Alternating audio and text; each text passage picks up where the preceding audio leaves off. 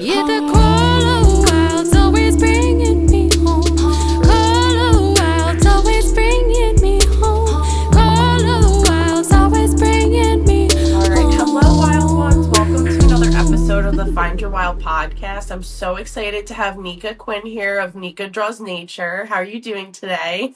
I'm doing so good. Thank Thank you. I'm so excited to be here. I'm so excited to have you. Now we've connected a couple times over Instagram. But you're an author, a horse connector. I don't know if that's how you would describe yourself, but Like it? maybe yeah. So for people that I guess don't know, maybe if you want to give like a brief background into what you do.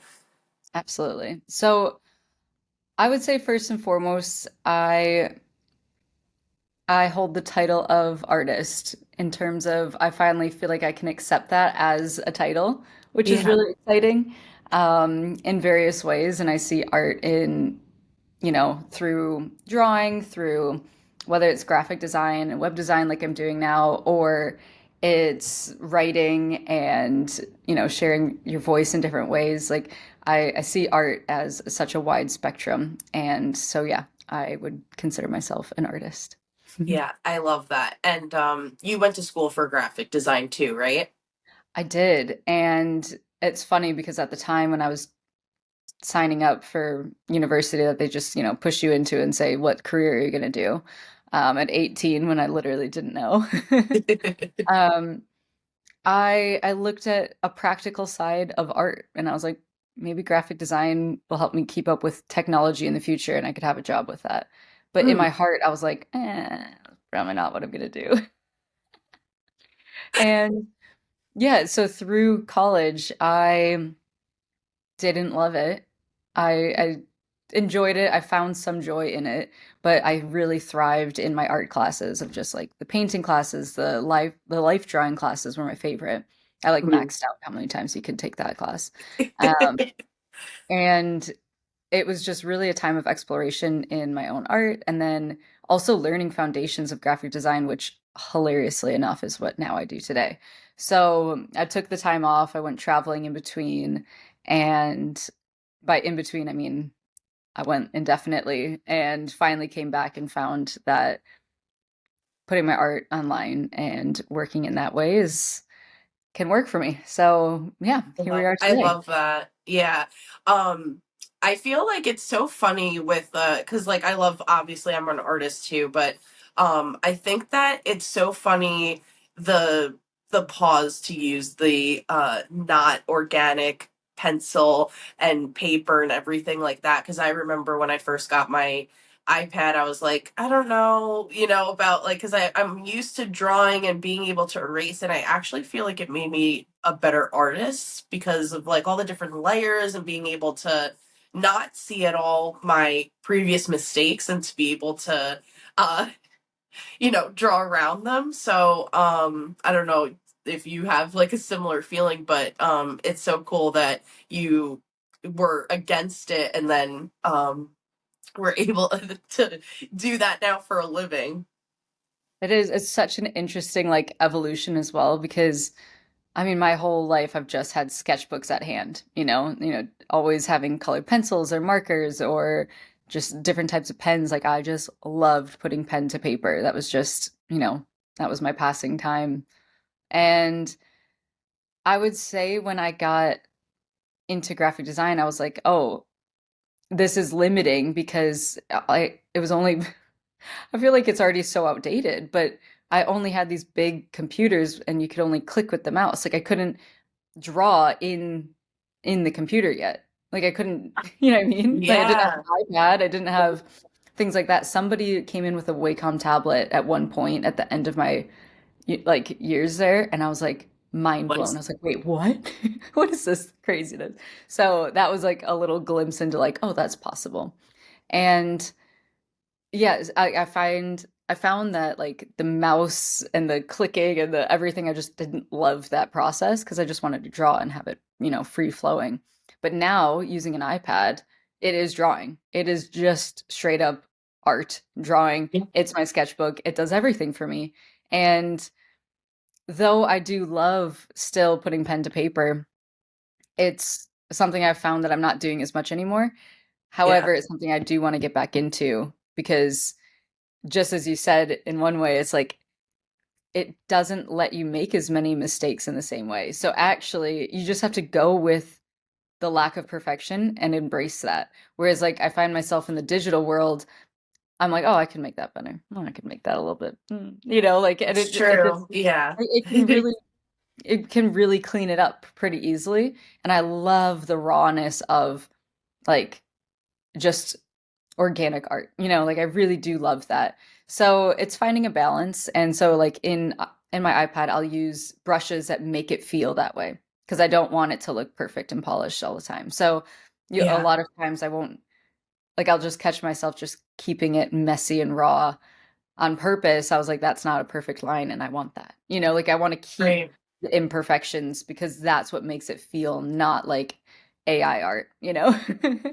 Absolutely. Yeah. That's a huge obviously issue right now with us for artists nowadays is the AI, and I'm sure like what are your thoughts on that? My thoughts are consistently inconsistent and changing. Um, I would say right away I had resistance to it because, of course, it feels daunting, and of course, it feels like, oh my God, what artists will be irrelevant. But no, no. When you see AI art, like Yeah. it's that, and Yeah. genuinely, I don't fear it in the same way I did before because I think that there is a lot of good that can still come from it in different ways that can actually maybe help us in our own creative explorations as well. Mhm. And I'm only saying this because I literally just started using ChatGPT like the premium one like a week ago, and it's already blown my mind with things that it can help me brainstorm and do and like cut down on time for different things. So I'm like, I'm open. I'm very open at Yeah. this point. So I think it's just in how we use it and how we work with it as creators and yeah, finding more of like a balanced relationship with it rather than thinking that it's going to take over the world, which in some ways it will because it's integrating into our society. But on the Right. other hand, what if it could be really symbiotic? Right. Yeah, absolutely. And I also feel like it's a good point that yeah, you can definitely tell with AI art, that that's what it is. Like there's extra legs and you know, like some things are just off. It's not going to be the same. And I don't know, I think that art like evokes something in us, and when we feel something that's a really true piece of art, you could just tell.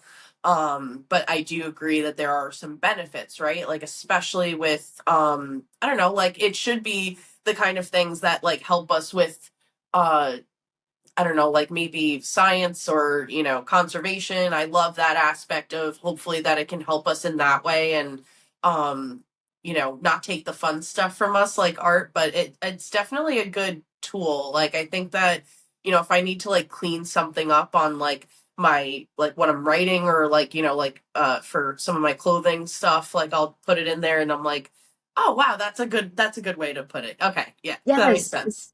it's almost like I don't know, like I see it as a way to not only like just deepen into your own brainstorming, like I ask it to Yeah. help me brainstorm because I love doing it, but I'm like, oh, what would somebody else say in this?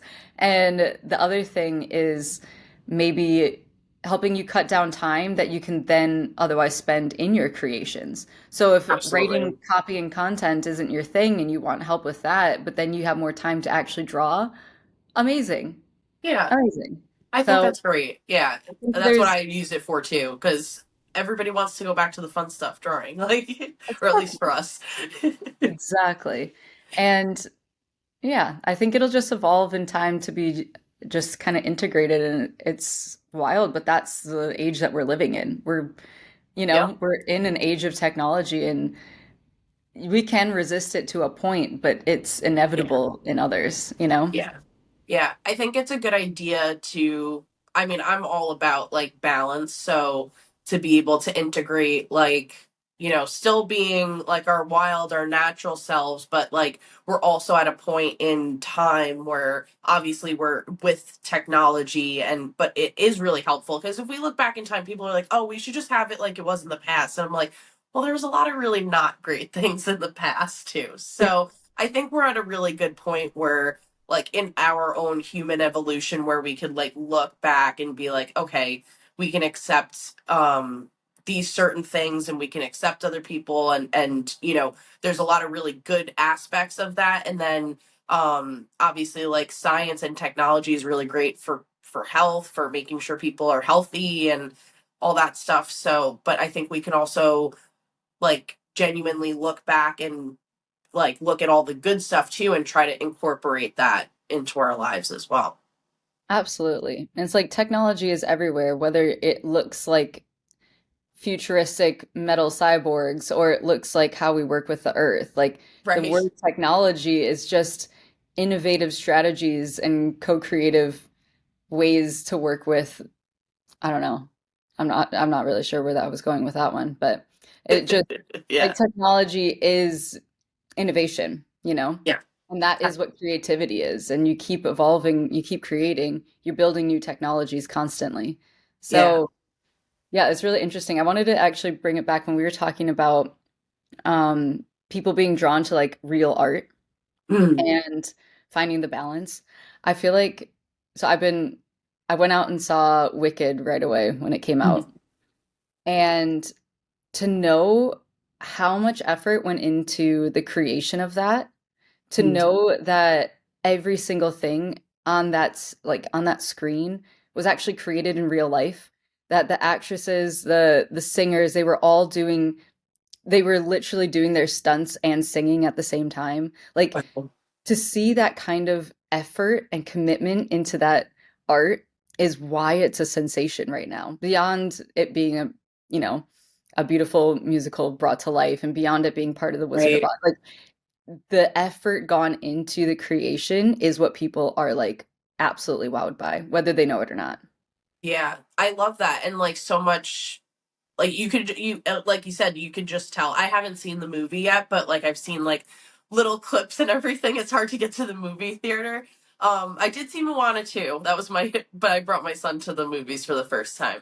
Well, Um yeah, but there's something like really amazing about people putting all of their love and effort and creativity into something and being able to see and recognize that. And that's clearly why one of many reasons why that's been such a successful thing, uh phenomenon now. oh, um I wanted to ask you and like kind of I guess like bring it back to like horses. Like when did you first start connecting with horses? I feel like I was always just enamored by them, like Yeah. literally since I was just a small child. My mom actually, they had a hard time having kids, so she was like, "Nope, we're just gonna have a horse farm." My mom loved horses. She was like the odd one out of her family because nobody had horses down there and they were like outside of Chicago. So she, had to have a barn that she rode her bike to and stuff. And so it was not like, she definitely passed it on to me because we went to a ranch up in Michigan when I was younger. And that became our yearly vacation. Oh. And I was just like, that was my access to horses at that time. I didn't have lessons. I didn't have horses around me. Like I really didn't. So I would draw them. Oh. Imagine that.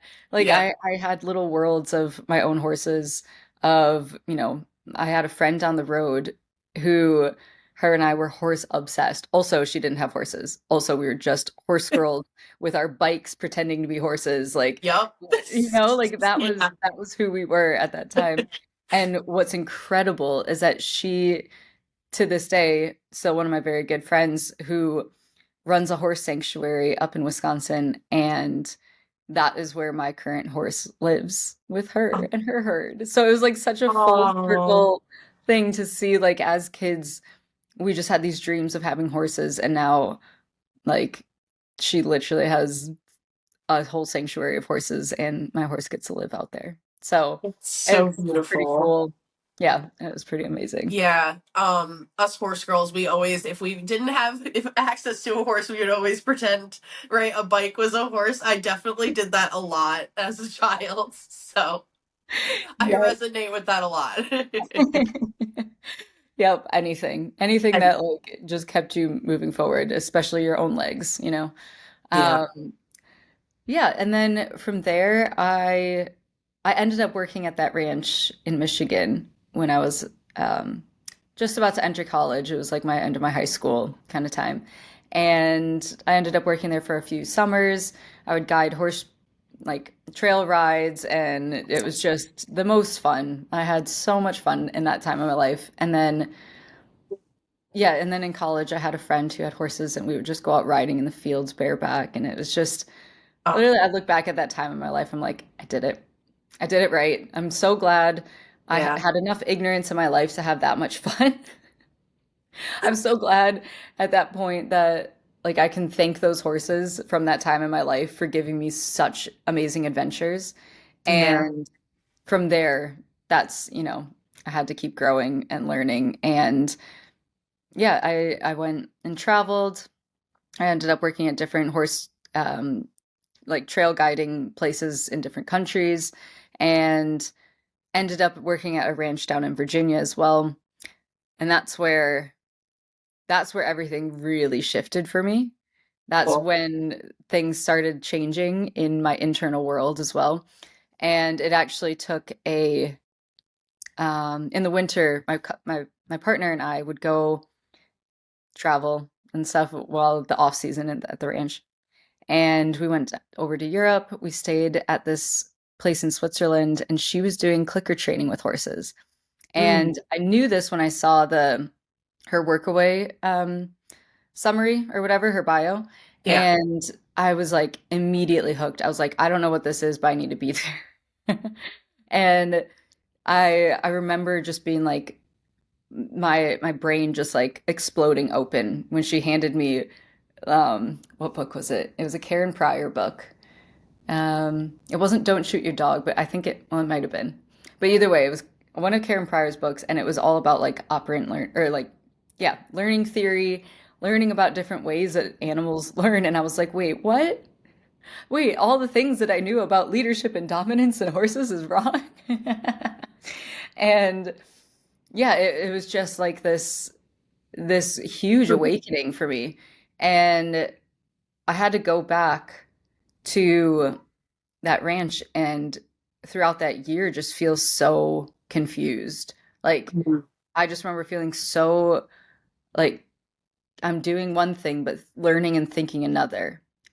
Like there was that huge disconnect there, and I was just Yeah. feeling I had a lot more turmoil and anxiety in my life at that point, and I was just not yeah, it was just it was a lot all at once. And eventually um yeah, my horse Merlin really he was Mo at the time. Yeah. He was the one that really like honed in all the lessons that I was learning in theory. He was making me see them in real life. Mm, So, though I didn't have anyone to bounce this off of really, because I felt like it was just such a messy internal process, he was just showing me in real time like what it meant to be in my body and what it meant to have a horse react to internal emotions. You know? Hi, Wild Ones. I hope you're enjoying this episode of the Find Your Wild podcast. This episode is brought to you by my clothing brand Femme Sauvage, and I'm going to link that in the description below, along with a little discount code for you. Be sure to check it out. We also donate $5 with each of our animal designs towards specific charities. I will also have those in the description below. And enjoy the rest of the episode. Thanks so much for listening. So amazing. And horses, I always find that like they're one of the animals that has like truly like a sixth sense and are able to read every emotion inside of you. And I think that there's an extra connection too, especially when you're riding one that um you know that that they really recognize every emotion that you're having, and when they tell you to be calm, they feel everything like that. So every time somebody tells me, they're like, "Oh, well, this horse went crazy," and I could just tell that like they were probably very nervous or, something like that. Like my mom had a very scary honeymoon experience, but like she's not a great rider. So, she's probably more scared of horses and like has learned to love them through me. Um, but that inner connection, I think, is in your inner feelings, and the fact that horses are so intuitive, is one of my favorite things about them. In that did they in that ranch that you were working at, were they doing different techniques that were different to what you were learning? Is that what you were kind of? Yeah, so I mean, because we were doing stuff with trail riding and, we were taking people from beginners and on long trail rides and stuff, it just made me think about like the horse's perspective of that, Okay, yeah. And and it was still quite early on, so I wasn't so deep in my unconditioning yet, so I could still do it. Um, but it was just more so realizing how much we expect from horses and take from them, and eventually when we only applaud them when they're submissive, you know?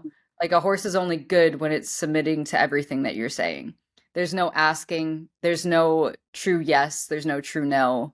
There's just doing the thing that you're expected to do. And when you actually put it in terms like that, that's kind of like slavery. That's kind of like you do your bidding. Like you get to do, you know what I mean? Like you ask them to do something, they must do it or they are bad. And and I know that that's really cut and dry, but when you say it like that, it hurts people. Yeah. And and it makes you think about things a little differently. And I don't usually put it in terms like that because I like building bridges. I like, easing people into this potential and other way of looking at horses and seeing from their perspective and seeing how maybe they could have choices in their own lives and their own, bodies, Right. especially when it comes to riding. Like Yeah. you are a as humans with eyes in the front of our faces, we are predators. As a Mm. horse, they are a prey animal through and through.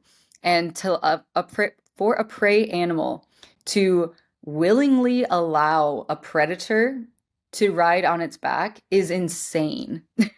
That's A such a mountain great way of lion putting that. Yeah. A mountain lion doesn't just casually go about sitting on horses' backs and having a good time. When a mountain lion is on a horse's back, it is taking it down and killing it.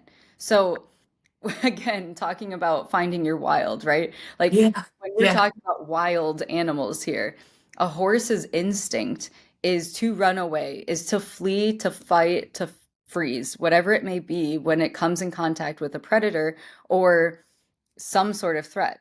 And a threat can be anything from inner emotions being incongruent with outer movements or outer feelings or expressions, and up to literally your movements threatening the horse. So when you get bigger and you assert your dominance and you show them that you're the boss, that's terrifying to them. What are they going to do in that situation? Are they going to freeze and shut down? Most Mm. horses do that. Not most, Yeah. sorry. Many horses that get to the point of being like, shut down will Right. do that. They're just like, Yeah. okay, like I'm frozen. But Yeah. then if you have a horse that fights, then they're crazy. If you have a horse that flees, then they're just, psycho. Whatever words that you want to call it, whatever labels you want to attach to it, we have all of them for the horses. We have the mares who are bitchy, who, we have the I don't know, like we do this in the horse world when we say we love horses, the actions and the words that we say actually don't show that at all. Yeah. I think that you said that so well. I think that there is. Wow, sorry, that was really harsh, but it came No, out. no. I honestly, I feel like it's really true though, and I feel like you put that in such a great context in such a great way that maybe people don't see, like, it's a good lens for people to look at that through, because even so, I have a horse too. He's older. His name's Raphael. He's a 17 and a half hand quarter horse paint. Very sassy, but very sweet. And he's just had problems with his legs for a very long time, and he's very arthritic now. He's like 20 something. So like I don't ride him. I just, I'm trying to keep him comfortable in his like, cuz the vet was like we're not sure how much longer he has. So, but I remember saying to somebody that I kept him at a barn and like, and I remember this girl saying to me, she's like, "You keep a horse that you don't ride on Long Island, like in a barn?" Like, she's like, "That's crazy." And like, I know a lot of other people that are like, "Oh, well, I bought this really expensive horse and she can't be ridden anymore, so we got to do something else with her," or something like that. It's such a good point because like, and I think that extends also to all animals, that what can this animal do for me, what can this animal serve for me, instead of being like connecting like how you're talking about and being like, oh, let's like work past this, like what are they feeling, what are their emotions, like what are how can we work together, I think it's so important to change that narrative, especially in the horse world, because I think that's pretty prevalent, unfortunately. I hear you. I totally agree. And I think while I feel like it's happening rapidly because that's the people that I surround myself with, I also know the realities that you're speaking to is like that isn't the reality for Yeah. everyone. For a lot of people, for majority of the world, that isn't how we see horses. So I I appreciate too of like when we what you're saying about like they serving like what can they do for us? How do they serve us? Do we keep dogs in our house because they do things for us? Do we keep, Yeah. you know what I mean? Like cats definitely aren't serving us, we're serving them, like that's for Yeah. sure. And like we keep dogs because we love them, because they bring Yeah. us joy, because they give us cuddles at night, because they make us laugh with their silly zoomies. Like, why don't we treat horses in the same way? Why do they Right. have to have a purpose in order to be valuable? What a freaking question that is. And like, if you want to be any sort of humanitarian or somebody that wants to do better in the world for people and you don't ask yourself that question as well for animals, it's like there is that disconnection a little bit. And I'm not saying to go as far like because I know then the argument then steps into like, well, do you eat meat? Are you vegan? Are you this? And it's like, well, what if we can still find a balance? What Right. if there is a conversation that can be had that had more nuance than bad or good, than black and white? Right. So I think, yeah, it turns into a very larger larger I picture know when it you can never, yeah, because then everybody's gonna, sometimes it gets very tit for tat. And like, Mhm. it was funny because one of my other guests that I had on, Rachel, Till says she's a filmmaker and she focuses on the wolves actually in Wisconsin. And yeah, it's a great film. I'll send it to you afterwards. But one of the people that she interviewed in the film, um, and I totally forget what tribe he's from, but he's a Native American from Wisconsin. And one of the terms that they use when I guess somebody dies is it's the same term that if somebody dies and if you kill an animal. So um there is no like overtaking, like you only take what you need. I think that's an important aspect. And like, with the wolf hunts, obviously, it's like people are just killing just to kill. Um, there is no like need for it. Not like when you're deer hunting and you're using every aspect of the animal or something like that.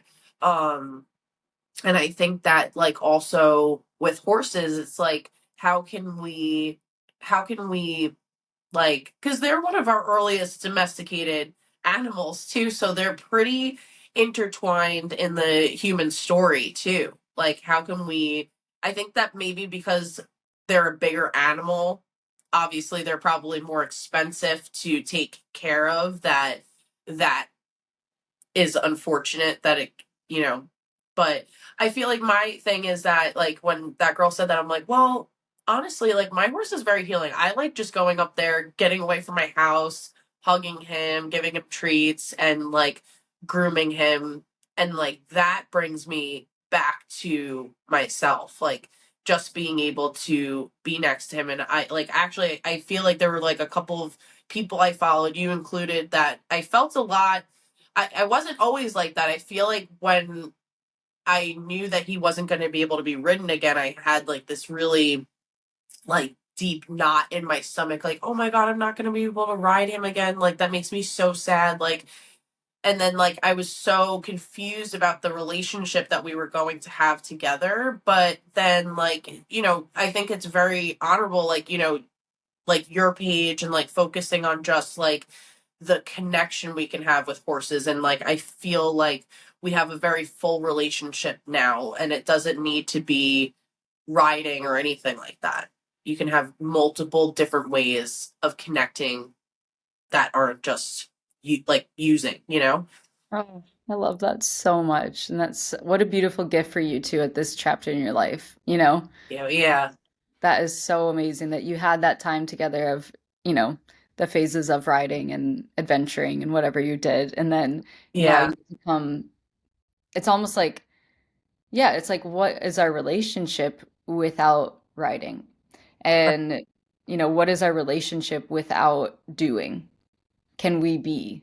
How do we be together? You know? Yeah. Because like I feel like you see that a lot in the horse world, where it's like constant like trading of animals to like, like, oh, let's do like, like jumping, or like people have multiple animals for like the or multiple horses for like, same like the sports that they do, which I mean I do get. But another guest that I had on yesterday, Lisa, she has horses too. She's from Sweden, and she's like, I have like a herd of horses on my property, and some don't like to be ridden, and that's okay. And I know that, but like she's like, it makes me happy watching them run and be together, and the horses that do like that partnership, then I ride them, so which is Wow. cool. And Yeah. I think again, it comes back to listening to each horse. It comes back Yeah. to there are horses that love it and thrive in the adventure and the connection and that bond that you have together. Like I know that there are many horses out there that do. And then Yeah. I also know that there's many horses that don't, but love humans and want that connection, or like they can learn to and are finding a deeper, um, yeah, I guess a deeper connection with humans in general. But how I almost see you touched on earlier that horses have been with us as humans since a very long time. They Yeah. have they have been a part of every stage of our evolution in terms of like, they were transportation, they have been beasts of burden, they have been sport and game, they have done so many things for Mhm. us, serving us and serving our evolution as a species. But now their role is switching one from a physical into more of a spiritual and like essentially helping us elevate our own consciousness as humanity. That's how I see them now. I see Yeah. them as partners of humans who want to help us grow more into touch with ourselves and our emotions, to have more empathy, to be able to find presence again, and everything that we can, everything that we were talking about in the world of therapy or mindfulness or like these nice little catchphrase things that people are doing is Yes. all can be found with horses because they are pure. They are pure Yeah. presence. They they cannot lie. They literally cannot lie. So Yeah. you get what you get from them. They respond to the energy that's in the field. You can't fool them. You can't lie to them either. They will not fall for it. They Right. will call you out on your on it every time. And you get to decide how you respond to that. Do you go deeper? Do you ask more questions? Do you listen more? Do you listen to yourself? Do you take time? Do you step back? Do you get more into your body? How present are you? How aware of your surroundings? And when we ask those deeper questions, that's us tuning into, you know, whatever it may be, into ourselves, into our soul, into our spirit, connecting with the universe, however you want to look at it. Horses have always been that bridge. So if you go back even further from um, beast of burden age, Right. horses have always been known as messengers, of mystic messengers to the other side. They have been, you know, totem, or like they've been part of shamanic journeys for so long. They are so integral in the aspect of the liminal space. They Yeah. bridge both worlds. They live in the physical and in the spiritual all at the same time. So how I see us moving forward with horses is not like the phrase that came through once as I was drawing this was, the next revolution will not be led on horseback, but instead standing by their sides. Oh, oh, that just gave me chills. That was good. That was so good. Yeah. They're just such beautiful. I still have the chills now. That was so good. I feel like they're like, and I think that that's kind of what we were talking about before about being in like the now is like we can do a really great job of knowing all the good things that happened in the past, but combining them now with the good things of the future and like knowing what's wrong and what's right and how to unite that together, especially with horses. Um, and I feel like that's what you talk about a lot in your book too, is that, there is just this bigger connection. I named my horse Raphael after the Archangel of Healing. And I had an animal communicator on Emily, and she was really kind enough to offer me a session of connecting with him.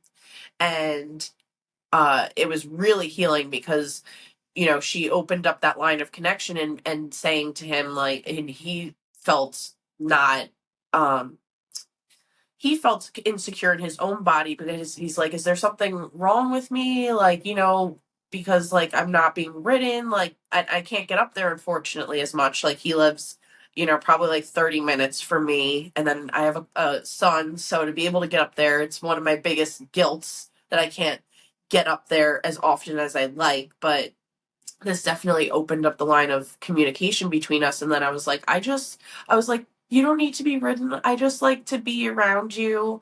And then like he accepted that, and he's like, oh, that makes me feel so much better. And like, that he's leaning more into like his energy and his healing energy now that he's getting older and has arthritis and can't move as well as he used to. So That is so beautiful. That's so nice for you as well to know that that's how he was feeling and that you could have that conversation with him if you. yeah.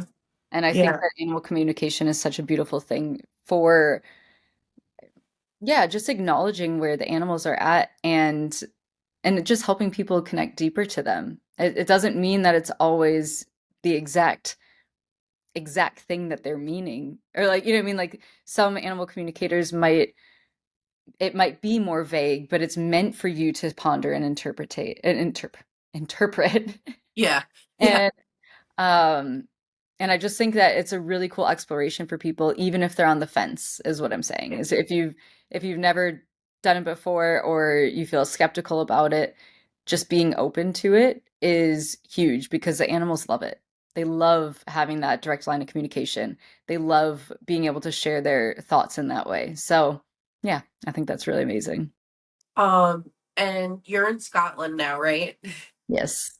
I'm so jealous. I would love to go to Scotland one day. But I know that you work like with is it a sanctuary there? Like what are you doing like in your home now? So, a lot of things. I just started kind of partnering a little bit with this sanctuary up here this past year, and I'm hoping that next year we really deepen a lot more, and I want to be a part of the growth of it. Um, we actually did something so fun this year, and I think that this really speaks to the conversation that we were having about how we how our energy and how we label horses can actually keep them in those patterns and in those loops, just like it does with Mhm. ourselves. If we keep telling ourselves we're sad and depressed and we're this and we're that, like we'll never get out of it if we keep telling ourselves the same story. Right. So this was like a true manifestation of this was the sanctuary was bringing people in for tours, and every day, multiple times a day, they were telling the sad stories of how the horses got there, like they're actually stuck in this dark Mm. feedback loop of like all the heavy baggage that is attached to them. And Right. so what we were working on this past fall was how can we rewrite the stories? How can we rewrite their stories to give them a new future, but also a new breath of fresh air to the sanctuary itself? And I've been working very closely with unicorn consciousness this past year, which sounds a little out there, but it's it's amazing. If we want to talk about that, we totally can, but it's a whole other conversation. I definitely do. um, yeah, so working with unicorns, which are the national animal of Scotland. Thank you very much. Yep. Yes. Yep. Um, I I realize that like what unicorns are bringing is actually it's so many layers. They are just like horses. They're pure energy. And I think that there is this element of them being fantasy that brings their magic so much more alive. And I think that they just help us tap into these imaginal realms that are just, yeah, just waiting for us to explore. But, anyways, I'll come back to the sanctuary. So, working with unicorn consciousness and thinking about how we could really root the sanctuary in Scottish land, Mm. we decided to rewrite their stories in a way that felt fantastic and felt like magic. Because when people come to that space, it's supposed to feel magical, right? Yeah. And they're not far. They're just like a 15-minute drive away from Stirling Castle, which the entire inside is decorated with unicorn tapestries and unicorn everything. And this was from, the 1500s. Like this has been established there. So it felt very fitting that we would rebrand the sanctuary as Harmony Field's um, Unicorn Soul Sanctuary. Oh, And the idea is that you spend the day with the magical beings, and no, you don't see their horns, but it's about their inside, like that brings them their magic. And so we have little bios about them being magical beings and what their powers are. And it's supposed to be like I'm hoping that next year we get to really like explore this more, but it's kind of planting the seed for that. oh, I love Um, that. so I'm hoping for that to really become something more because I that is what I want to share with the world is the magic in the space with horses. Mm. That what we're talking about go beyond the training, the labels, the riding, the whatever. It's like at the end of the day, the reason we love horses is because it feels like magic when you're with them.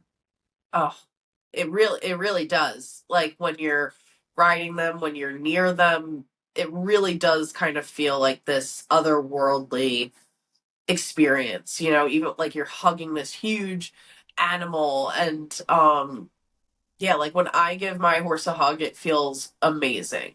Sometimes he's like, "Okay, I'm not into this right now." And it's like, "Okay, but I'm just going to hold on for a second longer. Sorry."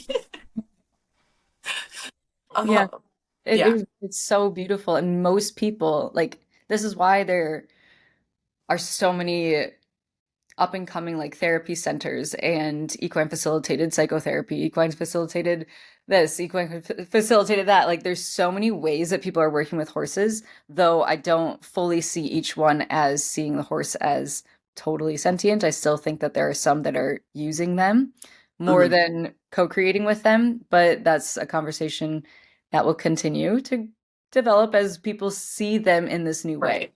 So we have to start somewhere, and I think that seeing them in through a lens of therapy is interesting, and I think that it's helpful, but I don't think that's the whole story. I think that people like to just dump their baggage on the horse and then call it a good day, where the horse then is like, wait, I've got all this stuff that I'm just sitting with energetically, and you don't even recognize that. Right. So it's an interesting conversation to have, but Yeah. I do think that having that having these different practices popping up left and right is pretty incredible because then horses are reaching people that they wouldn't have before. Because Yeah. now it isn't the you have to have X amount of money to have a horse, to ride a horse, to have lessons, to do this. It's like there are so many places that are offering different types of services and different types of ways of being with horses where it isn't about just sport and riding, and it isn't just about, the next ribbon or whatever it may be, or what flashy horse you own, or Yeah. it is more about connection. So I think that there's a lot evolving and happening in the equine world, and I'm really excited about it. I feel like we're just at the beginning, and yet I feel like there are so many people way ahead of their time. Yeah.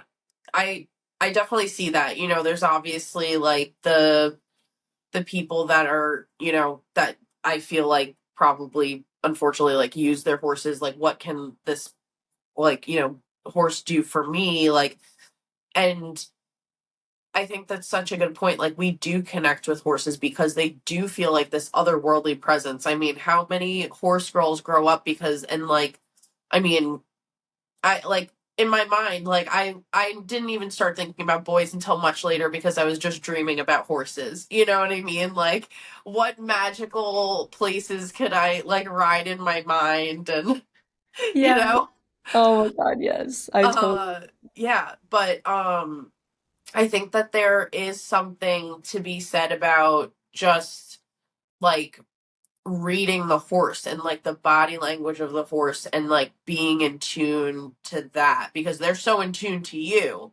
Um and like how can we get back? And like I do think that it like I do see a shift in like how people care for their horses too. I mean like I know in my barn, like, there's so many people that are like, I have to make sure my horse has this, this, and this, and like, like he's very particular about like what temperature or whatever, but I also feel like there is this kind of like nitpicky-ish kind of stuff that kind of happens in the horse world too, and I don't know what it is, but like I feel like sometimes it's like I remember I'm like fitting like this was when I first started riding like my horse years and years ago, but like I'm fixing his saddle, I'm still adjusting it, and like this girl walks into the barn, she goes, "Oh well, your saddle's on wrong." I'm like, "Well, good thing I'm not done fixing it yet, but thanks." Um, there's this like, and I think that breeds into the oh well I'm gonna be really good or like like you're not sitting correctly or you're not and then it's so focused on this like tit for tat thing and then we're so getting disconnected away from what we really love which is horses you Yeah. know And yeah obviously, equipment has to fit. You have to be balanced. You have to like of those are course real things. But yeah, you're right. It's not meant to be like it turns into a judgment game is what happens, right? right Yeah. yeah And yeah, I do see a shift. I don't know where it is all happening because it's happening in small pockets, and it feels like it's almost like this underground thing that people are a little afraid to say that they do or and then they believe in and then. Um, yeah but I don't like I definitely envision a world where this is just is the norm. And I definitely think that the more people that just start, speaking up for their horses or get that kind of confidence that they can change up the narrative a little bit, that will inevitably send ripples because the only reason I'm doing what I'm doing right now is because a horse challenge like horses have challenged me to question what I believe in. And it was really freaking hard. I went through years of guilt, of shame, of feeling like I'm not even allowed to look at them because like I feel so like undeserving of their love because of how I've treated them in the past. And so then I've had to work with through all of that to then figure out what I do believe in. I had to go through the unlearning to learn.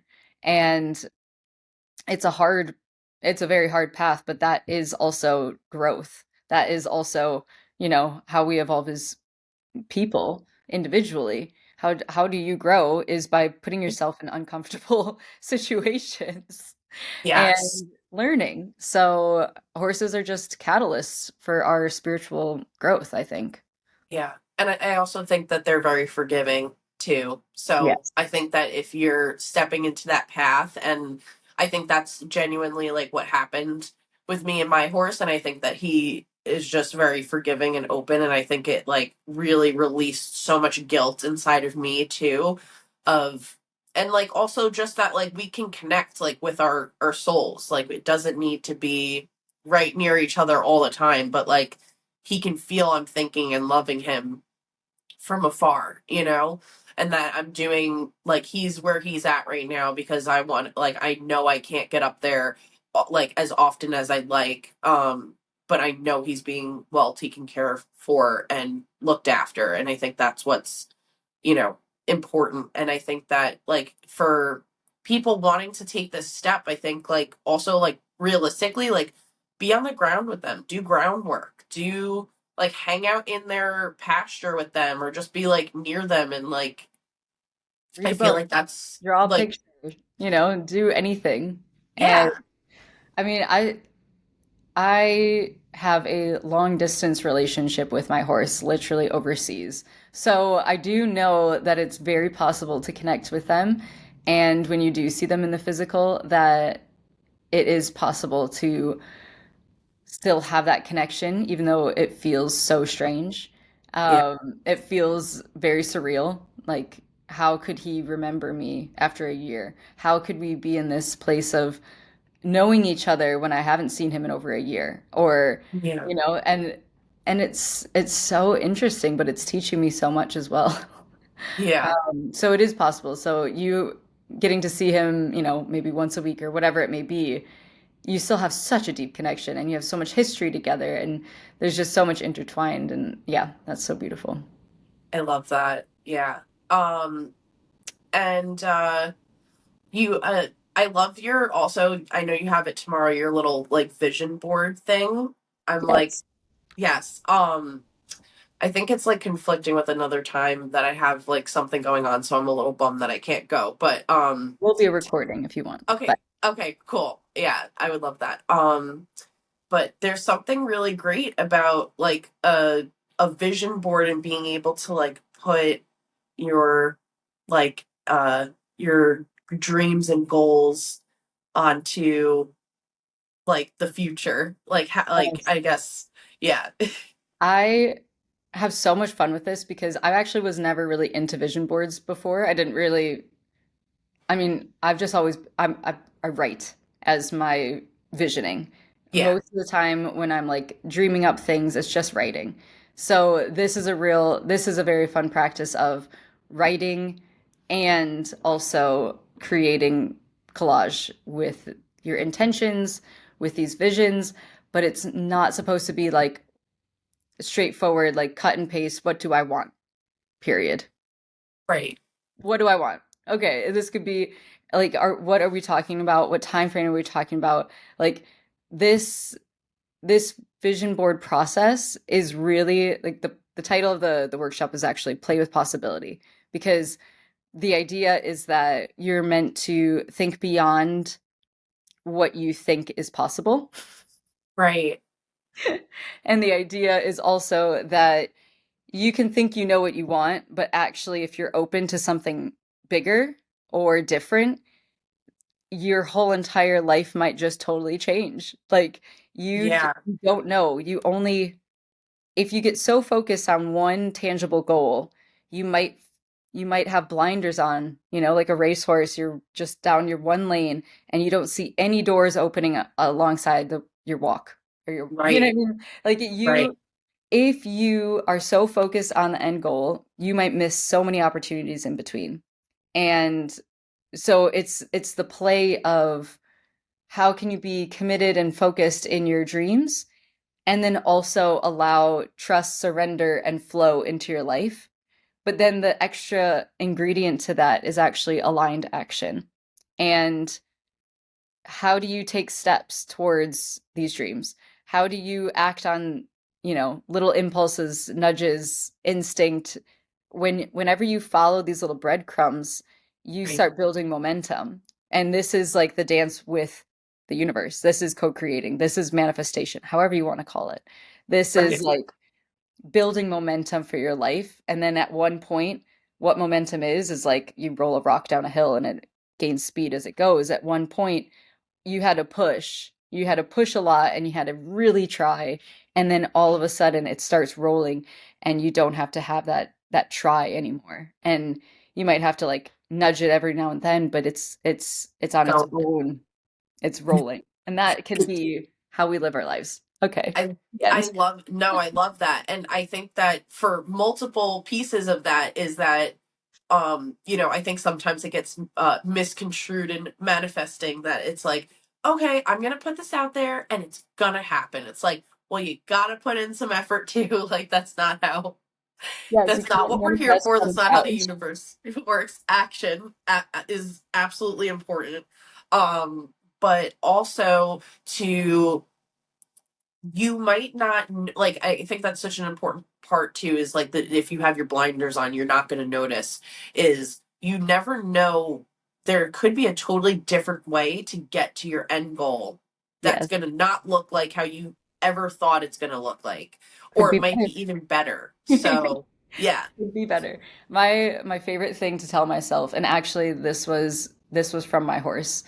He because I will occasionally do some like channeled writing with him, and he's very wise. And he said like let yourself dream and allow it to Mhm. surprise you. Like Wow. allow it to surprise you. And that surprised me because it was just so beautiful that it's like, and what if it could be better? What if you can't even dream up the reality that could be possible, but by only setting in one certain vision locked in, then you don't allow it to grow or change, and you don't allow it to become something different or better or whatever it may be. So I love that idea of letting the universe surprise you. Yeah. And it's not that like you're still working towards your goals, but it's like a really positive way of like, you know what? I'm just going to keep going and I'm going to see what the universe has in store for me, but I'm going to put my effort out and I'm going to put my positive thinking out there in relation to this goal that I have. Or multiple goals or, Yeah, you know. exactly. I'm equating it as well to like we're just playing a game. Mm, We're playing a game in life. Like yeah. imagine you didn't like we're gonna call it like okay, this was my example actually, is playing Candyland. We used to love that Yeah. one. And it's like you have one trail that you get to follow all the way to the candy castle. And let's call your candy castle your dreams. Um, you have to pick up the cards and move the spaces in order to move anywhere. No, yeah, you might get lost in the lollipop forest, or you might have to go back to the start, or things might happen along the way. You might get on this in the rainbow trail that takes you and cuts you across the entire board. But you have to play the game. Right. If Yeah. you stop, you're not going anywhere. But if you play the game and trust that somehow you're going to end up at the candy castle one day, whatever that might look like, because you don't know what it looks like yet, if you trust that you're on a path regardless of what happens, then the trials and the tribulations and the stuck points and the plateaus, they're all a part of the journey and they're not actually a negative thing. They're actually just part of the journey. Yeah. And yeah, and I think that there's something beautiful about then you reach the candy castle, you think that that's your dream, and then you stop playing that game and you start a totally new one with new rules and new everything. And you don't even know what that game is yet because you haven't reached that. So Right. there's just so much. I just feel like if you look at life in a more fun way and playing with possibility and letting yourself dream, you genuinely don't know what can happen. Yeah. Yeah, because life is what you make it, even though that's like very hard and people like get stuck on certain things. Even like, I don't know, creatively thinking of like, I don't know, a different way to live. Like you guys have your van, right? Like I love that. It's so cute. Um there's just like you never know what what door creatively is going to open for you, that, and it does obviously take a lot of, like, work to get there, but Also having takes that courage. creative aspect, we need it. Yeah. And it also takes courage to trust when that door opens that you should go down that way. Yeah. You Yeah. have to know what it sounds like in your soul, in your heart, whatever it is. You have to build trust in you. So that's why it's so important when you're following the nudges, you're acting on your instincts, you're following your intuition to guide you to different pieces. When those things line up and you get a synchronicity, a little sign from the universe that says, "Yep, you're on the right track." Those things help you build trust. So that way, when the big door opens one day and you're like, "Oh, should I be going down this? Is this the big leap that I need to be doing?" Then you can trust inside of you if it's a yes or a no. Because you'll know by then what that inner voice is saying. You'll know how to trust that voice.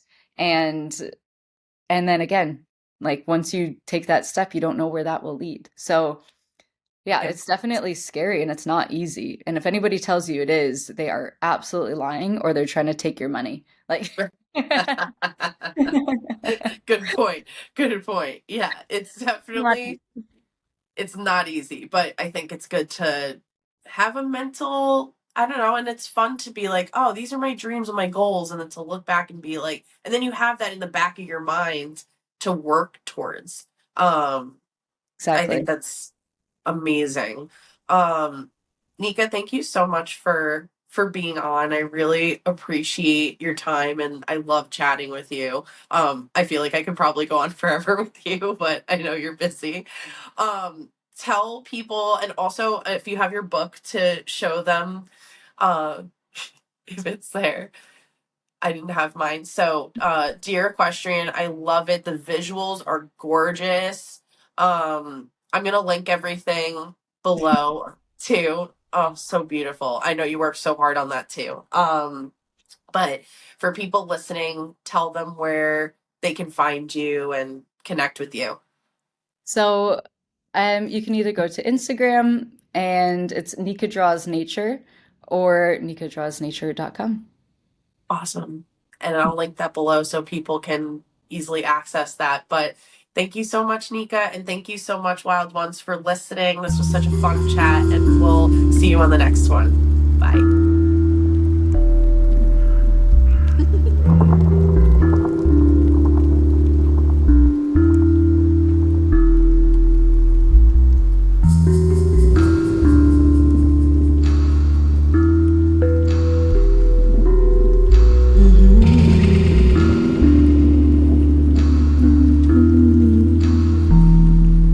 Revel in the moment like a river flowing to the sea.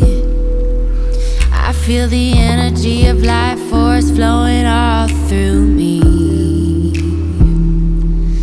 and I'll allow it all to dance with my body and play. And no one could ever convince me to give my power away.